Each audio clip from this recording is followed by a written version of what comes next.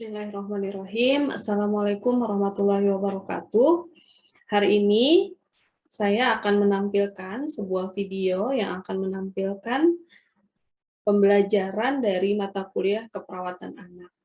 Sebelumnya, perkenalkan nama saya Dewi Irianti, Magister Keperawatan, Nurse Spesialis Keperawatan Anak. Sebelum saya akan menampilkan video pembelajaran dari mata kuliah keperawatan anak, terlebih dahulu saya akan menjelaskan deskripsi singkat dari mata kuliah keperawatan anak ini yang akan saya jelaskan melalui penjelasan dari RPS atau Rencana Pembelajaran Semester. Mata kuliah keperawatan anak ini ada di semester genap, atau pada kesempatan ini saya akan menjelaskan pada tahun akademik 2020-2021. Mata kuliah yang saya ampu ini ada di Prodi Diploma 3 Keperawatan, ada di semester 4, dengan beban kreditnya adalah 3 SKS, terdiri dari 2 SKS teori dan 1 SKS praktik, yaitu di laboratorium atau kami mengenalnya dengan istilah skill lab. Dosen pengampu ada 3 orang, termasuk saya selaku koordinator. Adapun deskripsi dari mata kuliah ini adalah mata kuliah yang menguraikan tentang konsep dan teori, serta praktik atau aplikasi dari asuhan keperawatan yang diberikan kepada anak, baik itu pada rentang anak sehat ataupun anak sakit, karena akan dinilai dari tumbuh dan kembangnya, yang mana akan memperhatikan dari prinsip yang aman dan efektif melalui pendekatan dari proses asuhan keperawatan. Adapun capaian pembelajaran dari mata kuliah ini ada 5. Yang pertama adalah harapannya mahasiswa mampu menguasai konsep asuhan keperawatan anak itu sendiri pada klien dalam rentang sehat dan sakit pada berbagai tingkat usia, khususnya kalau dalam keperawatan anak itu dibagi usia anak itu dari 5, yaitu adalah usia bayi, kemudian toddler, kemudian preschool, usia sekolah, kemudian remaja. Kemudian capaian pembelajaran yang kedua diharapkan mahasiswa mampu memberikan asuhan keperawatan pada individu, keluarga, kelompok, baik pada rentang sehat dan sakit, serta pada kasus kegawat daruratan, dengan memperhatikan dari aspek seorang perawat, yaitu bio, psiko, sosiokultural, dan juga spiritual, sehingga dapat menjamin keselamatan dari klien itu sesuai dengan standar asuhan keperawatan. Kemudian yang ketiga, diharapkan mampu mengelola asuhan keperawatan itu sendiri sesuai dengan kewenangan klinis, jadi tetap memperhatikan dari kewenangan dari seorang perawat itu sendiri. Kemudian yang keempat, diharapkan dapat menyelesaikan pekerjaan berlingkup luas dengan menganalisis data serta metode yang sesuai dan dipilih dari berbagai metode yang sudah mampu ataupun belum baku dengan menganalisis berbagai data. Kemudian yang terakhir, dapat menunjukkan kinerja dengan mutu dan kuantitas yang bisa diukur. Nah, adapun materi dalam pembelajaran ini kurang lebihnya ada 12 materi yang harus diberikan kepada mahasiswa. Yang akan ditampilkan dalam video ini adalah materi yang pertama, yaitu tentang konsep dasar keperawatan anak. Adapun materi yang lain diantaranya adalah konsep keperawatan anak sehat, kemudian konsep neonatus esensial, kemudian konsep asuhan keperawatan anak yang sakit, kemudian asuhan keperawatan pada anak dengan gangguan pemenuhan kebutuhan cairan dan elektrolit patologis dari sistem perkemihan, pencernaan, dan juga vaskuler. Kemudian yang keenam, asuhan keperawatan pada anak dengan gangguan pemenuhan kebutuhan nutrisi patologis dari sistem pencernaan dan metabolik endokrin. Kemudian berikutnya asuhan keperawatan pada anak dengan gangguan kebutuhan aktivitas patologis dari sistem persyaratan dan juga muskuloskeletal. Kemudian yang kedelapan adalah asuhan keperawatan pada anak dengan gangguan kebutuhan aman, nyaman, patologis dari sistem termoregulasi dan imun. Selanjutnya adalah konsep asuhan keperawatan pada bayi risiko tinggi. Yang ke-10 adalah konsep asuhan keperawatan pada anak dengan kebutuhan khusus. Yang ke-11 adalah konsep asuhan keperawatan pada bayi dan anak dengan gangguan kebutuhan eliminasi patologis dari sistem pencernaan dan perkemihan atau kelainan kongenital dan juga perioperatif.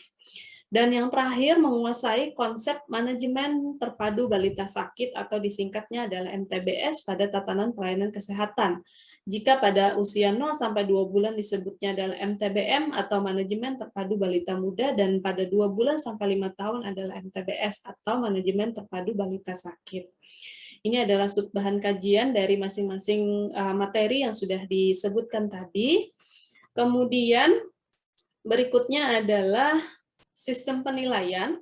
Jadi pada mata kuliah ini mahasiswa nanti akan dibagi menjadi 2 sesi, yaitu adalah sesi teori, yaitu tadi 2 SKS, kemudian praktikum atau skill lab, di mana masing-masingnya dibagi ada tugas individu, kemudian ada tugas kelompok, masing-masingnya adalah 10%, kemudian ada ujian tengah semester dan juga ujian akhir semester, masing-masingnya dengan porsi 20%.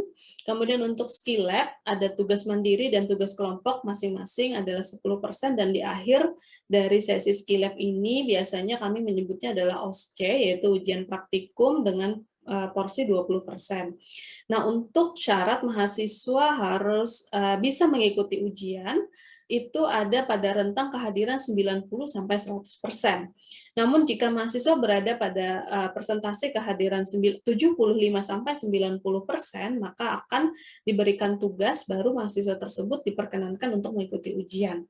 Namun ketika kehadiran mahasiswa berada di persentase kurang dari 75%, maka mahasiswa tersebut tidak diperkenankan untuk mengikuti ujian dan harus mengulang di semester atau di tahun berikutnya. Kemudian untuk skill lab atau praktikum, ketentuan kehadirannya itu adalah 100%. Jadi ketika mahasiswa tidak bisa mengikuti pada jadwal yang sudah tertera, maka mahasiswa tersebut wajib untuk mengganti jadwal dengan cara menyusun jadwal kembali dengan dosen yang bersangkutan, di mana penjelasan dari tugas mandiri dan kelompok sudah dipaparkan pada RPS ini. Jadi mahasiswa dibebankan untuk membuat resume yang ditulis tangan pada kertas folio, kemudian di-scan dan dikumpulkan kepada koordinator melalui Google Classroom dengan cara mengakses link yang sudah ditampilkan di RPS ini. Begitu juga dengan tugas kelompok, jadi mahasiswa akan dibagi menjadi 22 kelompok, kemudian membuat makalah yang akan dikumpulkan dengan tenggang waktu yang sudah dituliskan, dan akan presentasi dan membuat PowerPoint. Kemudian pada akhir sesi nanti, setelah diberikan masukan oleh dosen, maka akan dikumpulkan kepada koordinator juga melalui Google Classroom yang ada sudah linknya tertulis di sini. Kemudian yang terakhir, bagian dari RPS ini adalah daftar referensi yang bisa digunakan dan dijadikan pedoman bagi mahasiswa untuk belajar pada mata kuliah keperawatan anak ini, begitu juga pada saat mereka akan membuat tugas atau membuat tugas individu maupun kelompok. Ini beberapa referensi yang bisa dijadikan pedoman, namun di luar ini pun mahasiswa masih bisa untuk menggunakan referensi yang lain. Kemudian di bagian akhir ini ada jadwal pembelajaran, diharapkan mahasiswa harus mengikuti pertemuan sesuai dengan tanggal dan waktu yang sudah ditentukan. Nah, untuk mata kuliah keperawatan anak ini yang ada di semester genap tahun akademik 2020-2021, karena masih pada suasana pandemik, jadi keseluruhan metode pembelajaran melalui daring, melalui Zoom meeting. Kemudian medianya adalah komputer, kemudian juga mahasiswa juga sebagian menggunakan handphone sesuai dengan device yang mereka miliki. Sedangkan metode pembelajaran sendiri ada ceramah, tanya jawab, dan juga diskusi. Mata kuliah ini 2 SKS terdiri dari 8 pertemuan untuk materi UTS, dan berikutnya sampai pertemuan di akhir, yaitu pertemuan ke-16 adalah untuk materi ujian akhir semester. Ini untuk penilaian, jadi rentang dan mutunya dari penilaian A, Amin, B+, dan seterusnya sampai dengan T.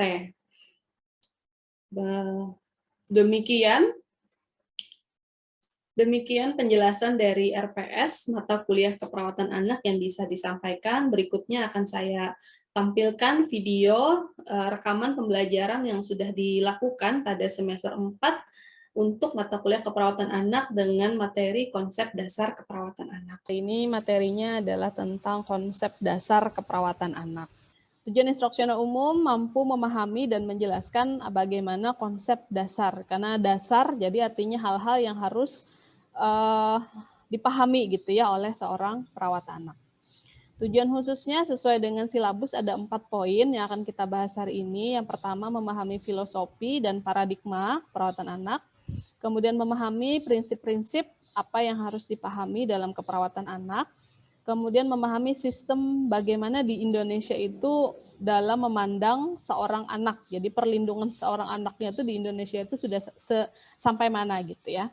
Kemudian yang terakhir mampu memahami peran kita sebagai perawat anak. Jadi sampai mana batasannya gitu ketika nanti kita bertugas utamanya yang paling dekat itu saat nanti kalian PKK di ruang anak ataupun ruang bayi. Jadi filosofi itu artinya asal-usul atau keperawatan anak itu akarnya itu dari mana sih gitu. Itu namanya filosofi. Kalau paradigma tuh pandangan. Orang-orang itu memandang materi atau dunia keperawatan anak tuh seperti apa sih? Para ahli itu memandang, menjelaskan, memaparkan tentang keperawatan anak itu seperti apa. Yang pertama, prinsip dalam keperawatan anak itu adalah anak adalah individu yang unik. Unik itu artinya adalah sesuatu yang berbeda ya. Anak kembar sekalipun, anak yang dilahirkan dari ibu yang sama, dengan usia yang sama gitu ya, dengan sel telur yang sama pun, dia tidak akan pernah sama. Apalagi yang kita berbeda nih, beda orang tua, beda lingkungan, beda cara pengasuhan. Jadi apa yang terjadi dengan kita hari ini adalah hasil dari didikan orang tua kita di masa lalu. Dan satu hal yang selalu Ibu sampaikan ketika mengajar keperawatan anak itu adalah kita tidak bisa memilih untuk berada di keluarga yang mana, tapi kita bisa menentukan akan menjadikan keluarga yang seperti apa. Artinya apa? Kalau kita merasa nih, kayaknya kuitanku dulu atau orang tuaku dulu mendidik aku kayak ini benar lah, berarti kita tidak boleh menjadikan itu sebagai balas dendam dalam tanda kutip nanti kepada anak. Karena anak itu berbeda dan anak itu orang tualah nanti yang akan menuliskan di dalam kertas kosong itu akan menjadi pribadi yang seperti apa. Turut campur dari orang tua ataupun misalnya kita dirawat dari kecil sama nenek nih atau sama om atau sama siapa gitu ya. Mereka itulah yang menjadikan kita sebagai pribadi hari ini itu seperti apa. Unik, nggak bisa kita samakan. Oh kan sama-sama di semester 4 nih, sama-sama sedang belajar keperawatan anak nih. Kenapa yang satu memperhatikan, kenapa yang satu seperti tidak tertarik, yang satu seperti ingin keluar dari ruang Zoom meeting ini? Kan kelihatan ya dari cara kalian nih, cara ekspresi muka kalian tuh kelihatan yang pura-pura sok memperhatikan. Makanya Ibu suruh buka videonya biar Ibu sambil memperhatikan. Ya, gitu. Unik. Kalau kalian mah sudah bukan fase anak lagi ya, udah berada di usia 19 tahunan kayaknya ya, di usia 20-an mungkin.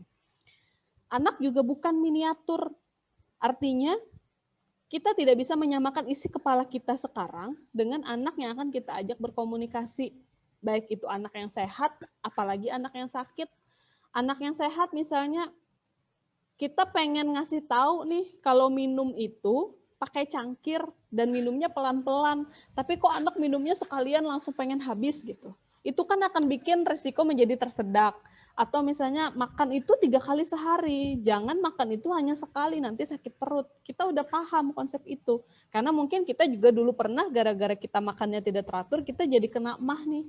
Kita ingin menjelaskan itu kepada pasien atau kepada ading kita aja deh yang paling dekat nih. Tapi kita nggak boleh menyamakan apa yang sudah kita pahami dengan yang dipahami oleh anak. Jadi beda cara kita komunikasi, cara kita memperlakukannya. Kemudian dalam keperawatan anak tuh kita berorientasi pada pencegahan penyakit. Kenapa pencegahan penyakit? Karena kita ingin menghasilkan generasi penerus ini yang sehat, yang tanpa ada masalah baik fisik, psikologis, emosionalnya sampai nanti dia menjadi generasi penerus bangsa. Jadi sangat vital sekali untuk mencegah atau menghindari terjadinya penyakit pada anak. Dan juga kita untuk berfokus pada peningkatan derajat kesehatannya. Gitu. Jadi kita mencegah supaya jangan sakit dan kita tingkatkan derajat kesehatan anak.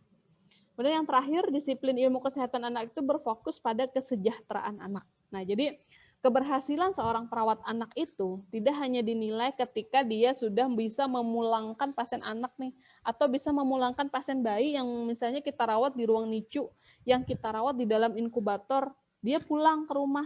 Bukan hanya selesai sampai situ, tapi setelah pulang dari rumah, setelah pulang ke rumah, setelah dirawat dari rumah sakit, bagaimana keberlangsungan hidupnya ke depan, bagaimana tahapan tumbuh dan kembangnya setelah dia sembuh dari sakit. Atau saat dia sehat nih, sesuaikah sudah dia yang tadi harusnya usia 2 tahun harus bisa berbicara lancar, apakah dia sudah sesuai dengan tahapan tumbuh kembangnya? Karena akan berefek ke jangka panjangnya dari sampai dia usia dewasa. Gitu. Itu sangat tergantung dari bagaimana si anak atau si individu ini dirawat, dilahirkan, dipelihara oleh satu keluarga. Kemudian prinsip berikutnya, kita juga harus memperhatikan aspek moral, etik, dan hukum. Ya. Jadi di Indonesia juga sudah sangat banyak undang-undang atau hukum yang mengatur, bahkan kita sudah punya satu badan hukum Komisi Perlindungan Anak KPAI ya, yang sampai hari ini meskipun usia Kak Seto itu sudah tidak muda, dia masih dipanggil kakak gitu ya, karena beliau itulah yang berfokus dari dulu sampai sekarang di dunia anak gitu. Jadi secara hukum kita sudah punya, secara aspek moral, secara etika bagaimana kita memperlakukan seorang pasien anak itu. Di mana bertujuan untuk meningkatkan maturasi. Maturasi itu artinya adalah kematangan emosional, kematangan psikologis anak itu sebagai makhluk yang kita mempersiapkan lah intinya seorang individu ini menjadi seorang dewasa di masa depan tuh seperti apa sih gitu. Jadi keperawatan anak tuh tidak hanya fokus pada pasien yang sakit saja, kita pada pasien yang sehat utamanya. Supaya jangan sampai sakit, dan kalaupun sakit, setelah sembuh dia jangan sampai jatuh sakit ke kondisi yang sama gitu. Karena masa depannya nanti pasti akan mengalami masalah. Kemudian kita fokusnya selain itu juga pada ilmu tumbuh dan kembang.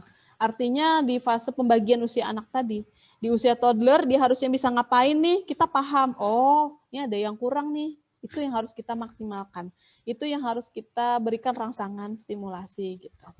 Perawatan anak. Family center care, ada yang mau berbicara apa itu family center care?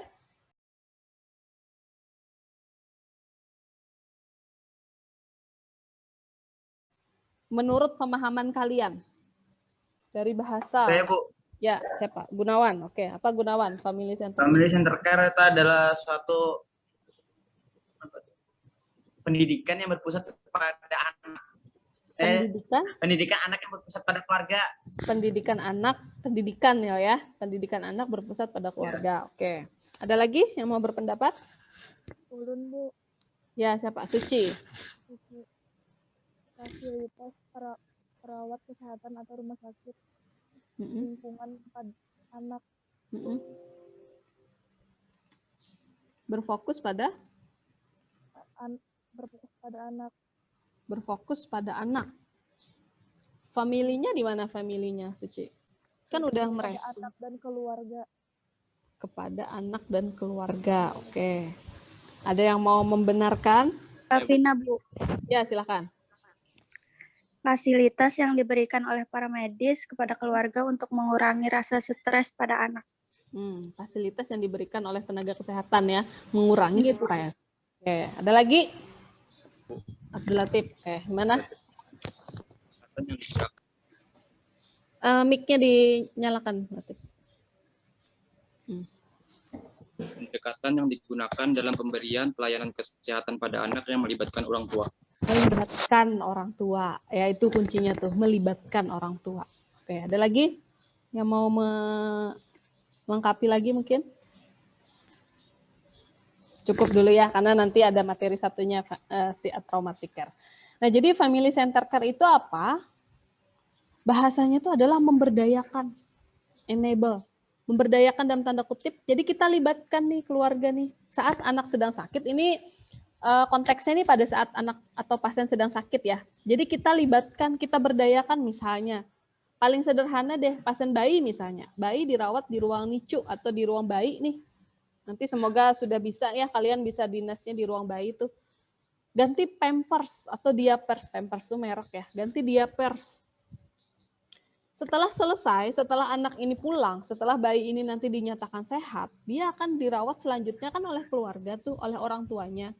Maka ketika dia baru lahir, pasien bayi ini baru lahir, ternyata dia harus masuk ke ruang NICU, dia dirawat dalam inkubator. Orang tua baru utamanya yang anak pertama nih, gimana caranya supaya ketika pasien ini pulang ke rumah, tadi yang akan dilanjutkan oleh orang tua, dia bisa melakukan sendiri secara mandiri. Maka kita lakukan prinsip dari family center care ini, yaitu memberdayakan dia. Kita bantu, kita ajarin bagaimana sih cara mengganti diapers yang benar, bagaimana caranya memandikan, bagaimana caranya mengganti posisi seperti apa yang paling bagus untuk pasien baru lahir. Apakah posisi terlentang, apakah miring kanan, miring kiri, bagaimana caranya kita membalik bayi itu supaya jangan sampai ada bagian-bagian yang cedera gitu. Itu memberdayakan namanya. Kita libatkan tadi, melibatkan keluarga dalam proses keperawatan anak.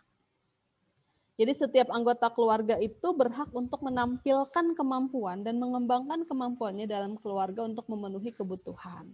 Jadi karena balik lagi di konsep awal yang Ibu jelaskan tadi, setelah selesai ini siapa yang melanjutkan? Ya keluarga.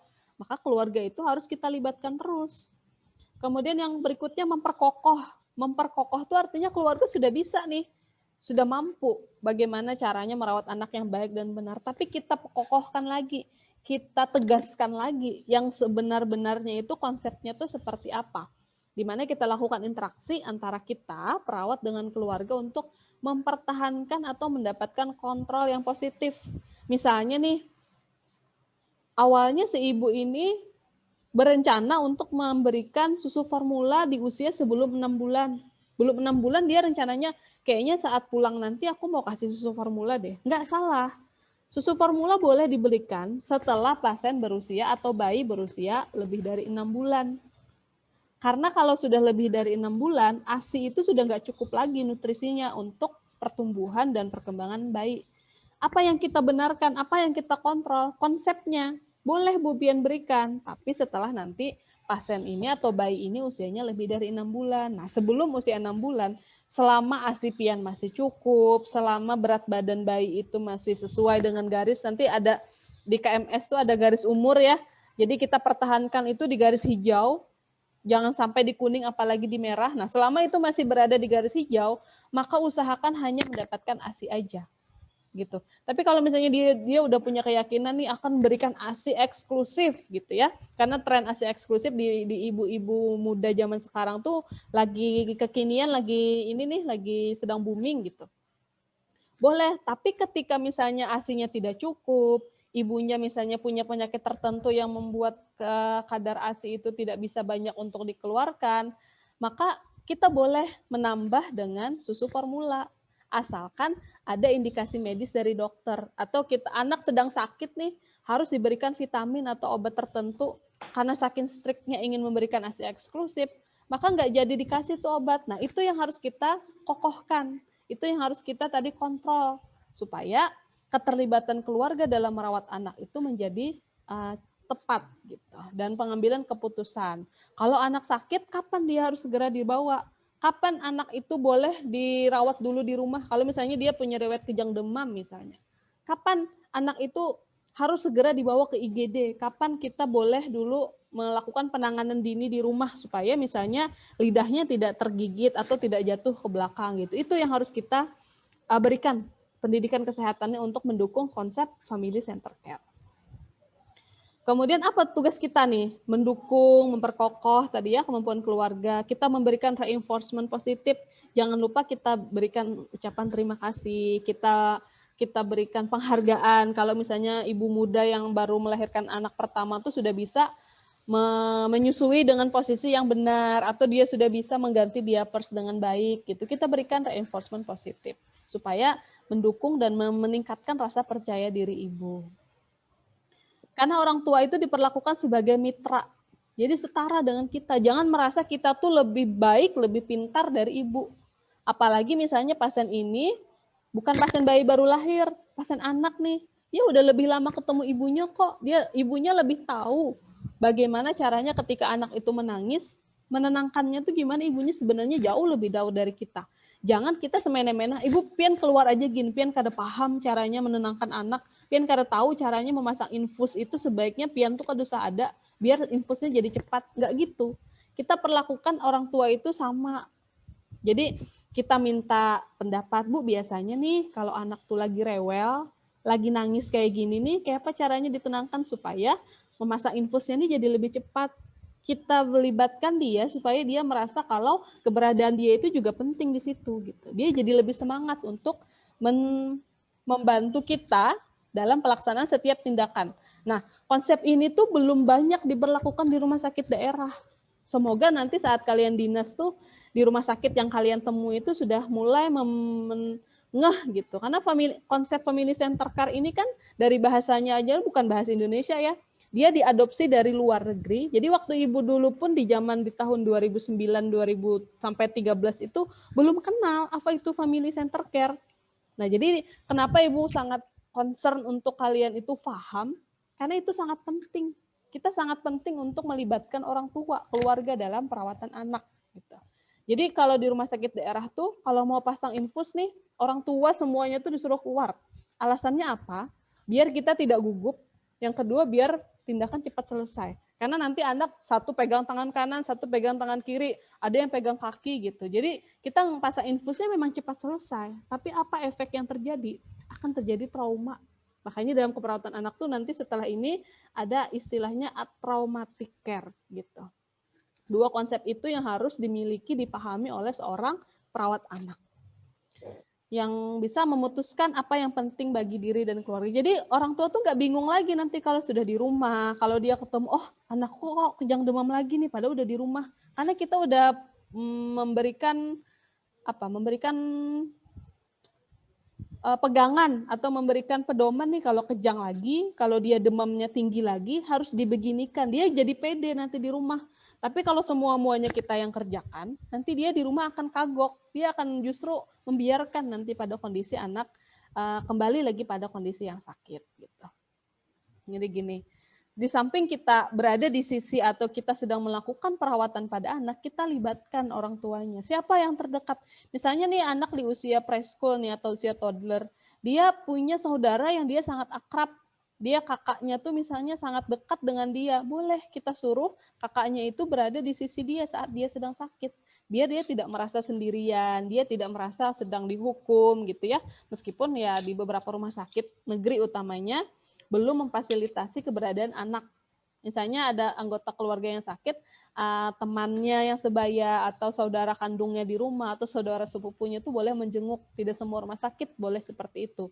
Tapi dalam konsep keperawatan anak itu harusnya difasilitasi. Karena tadi kita ingin menerapkan si family center care ini. Nah, ini konsep yang kedua nih.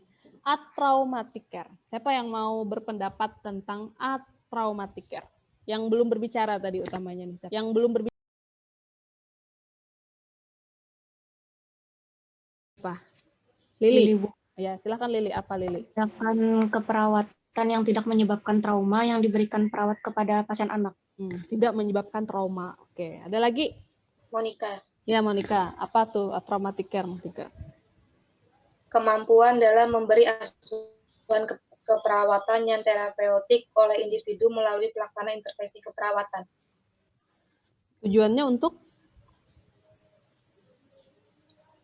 membatasi pengalaman yang tidak menyenangkan terhadap anak dan keluarga di layanan kesehatan.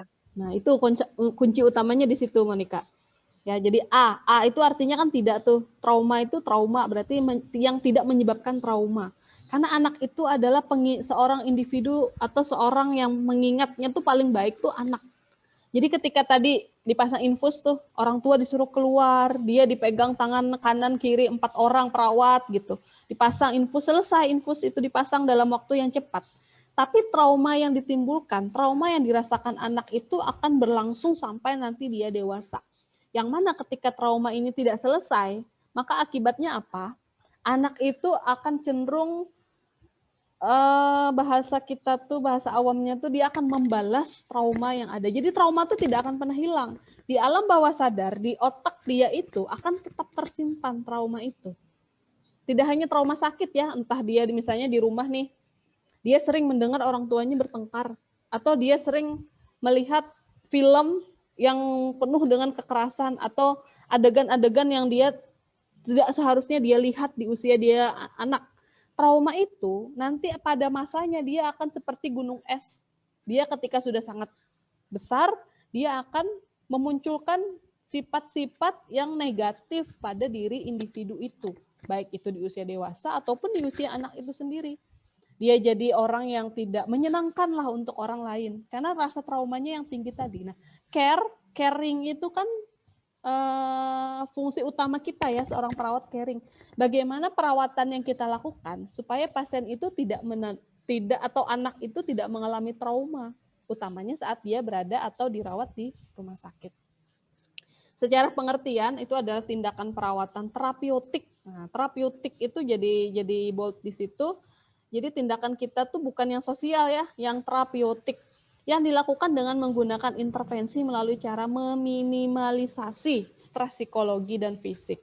Lagi-lagi psikologis seseorang itu 70% akan mempengaruhi kondisi fisik. Jadi kalau anak itu sudah mengalami trauma, dia akan sering sakit. Kalau bahasa kita tuh diperolah orang ya.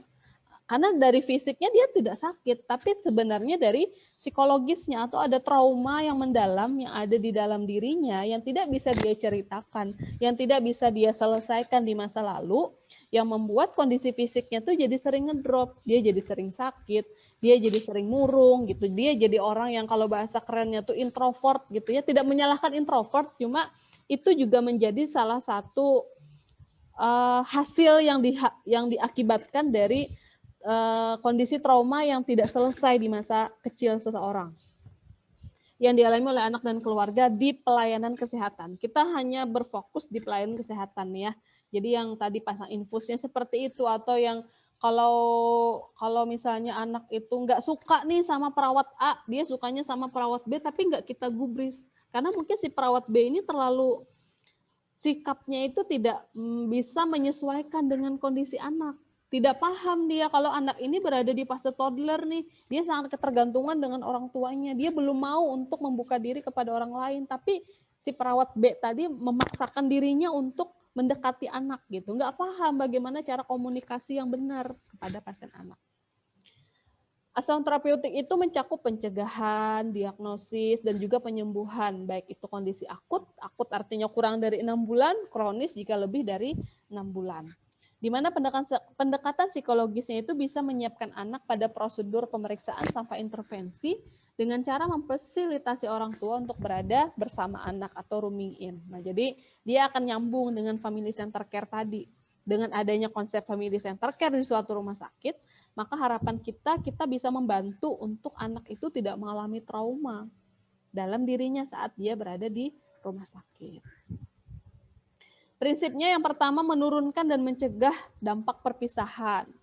Nah, jadi tadi menghadirkan kakaknya kah, siapa dia yang paling dekat nih, dia berada di usia preschool misalnya, dia udah mulai kenal di lingkungan tempat tinggalnya tuh dia dekat banget sama si B misalnya. Nah, kita boleh tuh kita hadirkan supaya dia merasa kalau kondisi sakit fisiknya itu tidak menghalangi dia untuk berinteraksi dengan teman seusianya. Karena lagi-lagi dunia anak adalah dunia bermain, jadi pada kondisi yang bagaimanapun sebaiknya konteks bermain itu harus tetap kita munculkan dalam keberlangsungan atau dalam kondisi perawatan anak. Meningkatkan kemampuan orang tua dalam mengontrol. Nah, balik ke konsep family center care tadi. Bagaimana cara kita melibatkan orang tua supaya anak ini tidak mengalami trauma berkepanjangan. Mencegah menurunkan cedera fisik maupun psikologis ya. Sekali lagi psikologis itu 70% mempengaruhi kondisi fisik seseorang. Kalau kondisi psikologisnya aja tidak kita perhatikan, gimana kondisi fisiknya menjadi cepat sembuh. Kemudian kita modifikasi lingkungan. Ini jika memungkinkan ya, kalau di rumah sakit swasta atau di luar negeri gitu ya, kalau lihat lingkungan fisik dari rumah sakit, khususnya di ruang anak itu nggak ada tuh yang dindingnya tuh flat warna putih atau warna biru. Mereka pakai wallpaper yang setiap beberapa waktu tuh diganti gitu ya, terus bajunya si perawat ini nggak putih, nggak pakai yang cup yang pokoknya sangat khas orang perawat atau tenaga kesehatan deh gitu. Jadi mereka tuh ada yang pakai baju-baju tokoh-tokoh pahlawan dalam game misalnya, atau tokoh-tokoh yang disukai anak gitu, mereka berpakaian seperti itu. Jadi menciptakan lingkungan rumah sakit itu tidak sekaku atau semenakutkan yang selama ini terjadi di rumah sakit daerah, khususnya di tempat kita utamanya ya. Makanya di Jakarta tuh sudah mulai tuh diberlakukan perawat-perawat anak tuh mereka pakai baju tuh yang tidak berwarna putih, bisa biru, bisa hijau, terus pakai skort gitu yang kayak celemek gitu, yang pakai gambar-gambar yang disukai oleh kartun-kartun yang sekarang lagi disukai oleh anak.